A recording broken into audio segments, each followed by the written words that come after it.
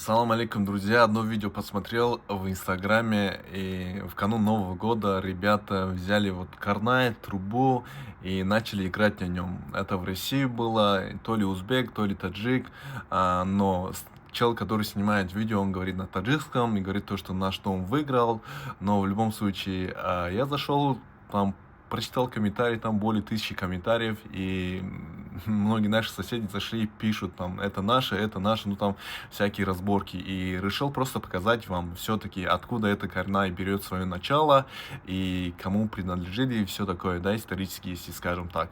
Но прежде всего, давайте посмотрим видео.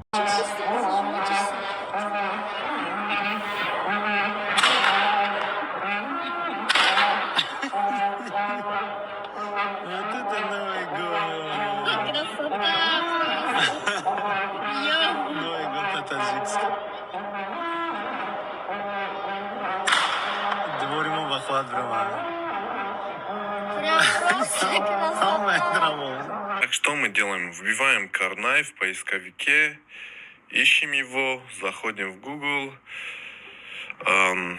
ищем вот Википедия, зашли в Википедию, читаем. Нам другие книжки не нужны, просто здесь легко все.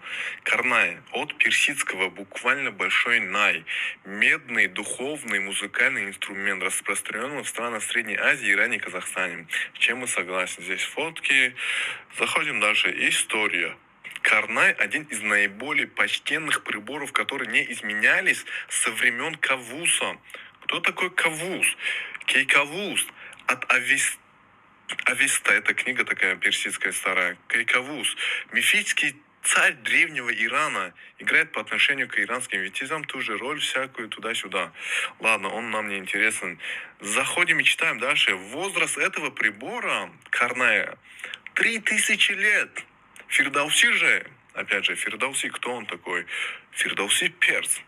И родился он в Тусе, Саманийское государство. Саманийское государство считается таджикским.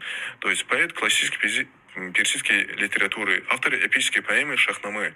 Итак, что он пишет в своем Шахнамы? Кавус велел скорее тревогу бить, велел в карнае медные трубить. Сбежались люди пред лицо Кавуса, и шах призвал испытанного туса. То есть, понимаете, да? 3000 лет назад карнай уже использовались персами.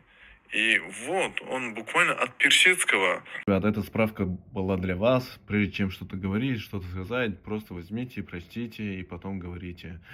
Нам нечего делить, мы кайфуем от души, пользуемся всякими инструментами, делимся опытом. И тем более мы мусульмане, так что мира вам и добра и знаний. Ассаламу алейкум.